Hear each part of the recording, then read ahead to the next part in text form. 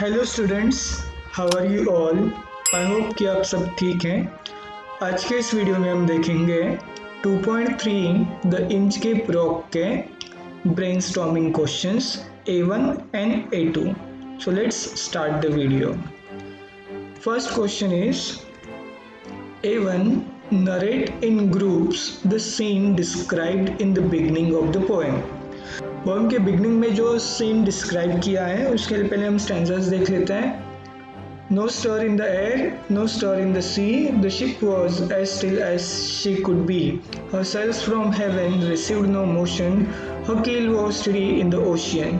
अब इसमें एयर, सी, शिप इनके बारे में बताया है, तो आंसर लिखते समय हम इन सब चीज़ों को ध्यान में रखेंगे कि जैसे यहाँ पे no stir in the air यानी कि एयर में कोई मूवमेंट नहीं है, स्टर का मतलब मूवमेंट, वैसे ही सी में भी कोई मूवमेंट नहीं है। शिप जो है वो स्टिल है यानी कि वो भी मूव नहीं हो रहा है, और जो सेल्स हैं उनमें भी कोई मूवमेंट नहीं है, और किल जो है वो स्टडी है, एक ही जगह पे प्लेस्ड है। सो आंसर इस तरीके से हम लिख देंगे, there was no movement in the air and the sea, the ship was unmoving, The ship had no movement and it was steady in the ocean. तो ये हमने फर्स्ट स्टैंजा से ये सीन लिया है। तो ओवरऑल अगर हमें कहना है तो हम कह सकते हैं the atmosphere was calm and peaceful. Next question देखते हैं A2, complete the following statements. So यहाँ पे कुछ स्टेटमेंट्स दिए हैं, उनको कंप्लीट करना है। ऐसे क्वेश्चन एग्जाम में पूछे जा सकते हैं। पहला देखते हैं The abbot of Aberbrithok placed a bell on the Inchcape Rock. Abbot of Aberbrithok जो है उन्होंने ये Inchcape Rock पे बेल क्यों प्लेस किया है ये बताना है। अब जो चर्च है उसके जो हेड है उन्होंने ये बेल वहाँ पे Inchcape Rock पे क्यों लगाया है, ऐसा ये क्वेश्चन है। तो इसका रीज़न बहुत सिंपल है। The abbot of Aberbrithok wanted to help sailors from the dangerous Inchcape Rock. वो सेलर्स को हेल्प करना चाहते थे डेंजरस इंचकेप रॉक से। नेक्स्ट क्वेश्चन देखते हैं B, the mariners were grateful to the abbot of Aberbrothok. Mariners यानी कि सेलर्स जो शिप पे काम करते हैं, तो मरीनर्स ग्रेटफुल थे, ग्रेटफुल यानी कि थैंकफुल, आभारी थे किसके, एबट ऑफ एबेरोथॉक के। तो क्या रीज़न है, वो क्यों उनके आभारी थे, ग्रेटफुल थे, तो उसका आंसर हमें पहले स्टेटमेंट में वैसे मिल गया था। The bell warned mariners about the dangerous Inchcape Rock and the warning of the bell saved their lives. So जो बेल वहाँ पे प्लेस किया था एबट ने, वो मरीनर्स को वार्न करता था डेंजरस इंचकेप रॉक के बारे में, एंड इस वार्निंग ने उन सेलर्स की लाइफ को सेव किया, बचाया। सी देखते हैं, The result of the thick haze that covered the sky was that, haze यानी कि moist, fog, तो जो ओस है उसका जो थिकनेस था वो बढ़ गया था एटमॉस्फेयर में, स्काई में, तो उसका क्या रिजल्ट हुआ। अब इसके लिए भी हम पोएम के लाइंस देख सकते हैं। So thick a haze overspreads the sky, they can not see the sun on high, the wind had blown a gale all day, at evening it had died away. अब इसका answer देख लेते हैं कि sellers जो है They could not see the sun, उन्हें सन दिखाई नहीं दे रहा था। अब इसका रिजल्ट क्या हो गया, They could not decide in which direction they were going, तो कौन से डायरेक्शन में जा रहे हैं ये वो डिसाइड नहीं कर पा रहे थे। D, The rover in frustration pulled his hair and cursed himself. Rover अपने आप को कर्स करने लगा, कोसने लगा और अपने बाल नोचने लगा, तो उसका क्या रीज़न है।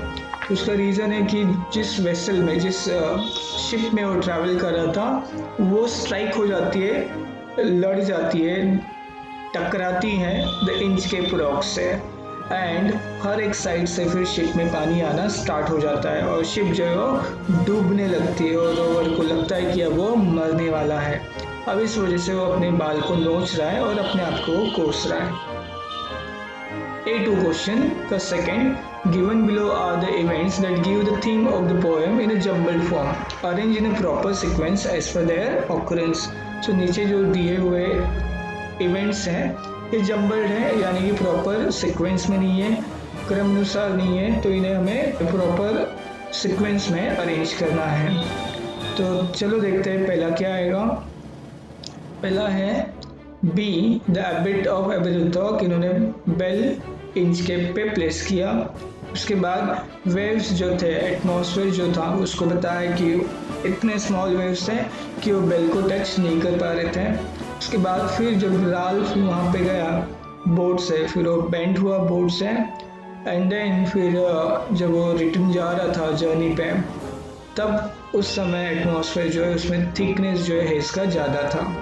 And then Sir Ralph Rover अपने आप को कर्स करने लगा और फ्रस्ट्रेशन में अपने बाल नोचने लगा। नेक्स्ट क्वेश्चन है A2 का third, describe the qualities of the epitaph Aberbrothok in your own words. So qualities क्या दिए हुए हैं? पहला दिया है बेनवोलेंट। बेनवोलेंट मतलब जो दूसरों की भलाई करता है ऐसा इंसान।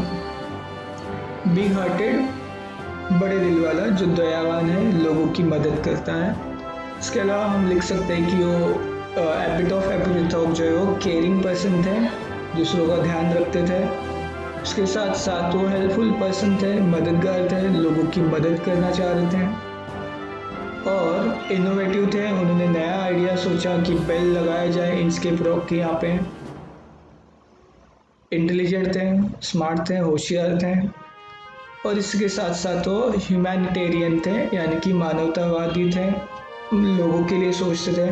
इसके अलावा आप फिलैंथ्रोपिस्ट ले सकते हो और भी दूसरे रिलेटेड वर्ड्स आप यूज़ कर सकते हो। नेक्स्ट क्वेश्चन है A2 का fourth, jealousy is the most incurable defect, justify. Jealousy यानी कि दूसरों के सक्सेस पे जलना। तो ये जो है मोस्ट इनक्यूरेबल डिफेक्ट है। इनक्यूरेबल यानी कि जिसको ठीक नहीं किया जा सकता, जिसका इलाज नहीं हो सकता, एक ऐसा ये डिफेक्ट है, फॉल्ट है, मिस्टेक है। इसको जस्टिफाई करो। स्टूडेंट्स, ऐसा क्वेश्चन आपको पर्सनल रिस्पॉन्स में पूछा जा सकता है। तो चलो आंसर देखते हैं क्या है। जेलसी ये एक नेगेटिव फीलिंग है। पर्सन जो लोअर पोजीशन में है एज कम्पेयर टू उसके जो फ्रेंड्स है या रिलेटिव्स है, उन पे फिर वो एनवी फील करता है। पर्सन जिसको सक्सेस नहीं मिला है वो दूसरों के सक्सेस से जलता है, और ऐसे पर्सन फिर उनके फेम को दूसरों के दूसरों के प्रसिद्धि को, उनके अचीवमेंट्स को, उनके सक्सेस को वो डिस्ट्रॉय करना चाहते हैं। और ये नेगेटिव फीलिंग हर फील्ड में देखा जा सकता है, और इससे ओवरकम करने के लिए यानी कि जीतने के लिए व्यक्ति को बहुत प्रैक्टिस और पेशेंस की ज़रूरत है, संयम की ज़रूरत है।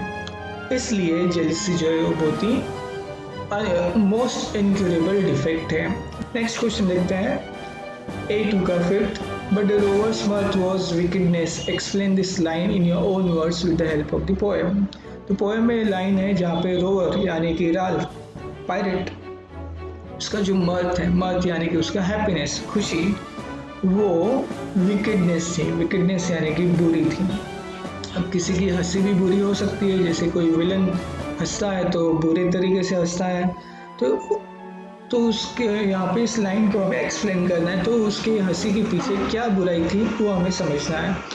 तो राल्फ जो बहुत ही खुश था, सिंगिंग कर रहा था, विस्लिंग कर रहा था एटमॉस्फेयर को देख के, लेकिन उसके हैप्पीनेस के पीछे एक बुराई थी, क्योंकि वो एबिट ऑफ एपिथॉक इसके प्रसिद्धि से, उसके फेम से वो जेलस था, जल रहा था।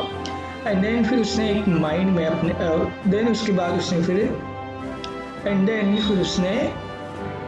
माइंड में एक प्लान बनाया कि वो किस तरीके से एबिट के फेम को डिस्ट्रॉय करेगा, नष्ट करेगा।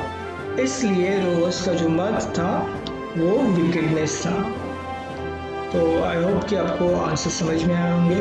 Thank you for watching. Stay home, stay safe.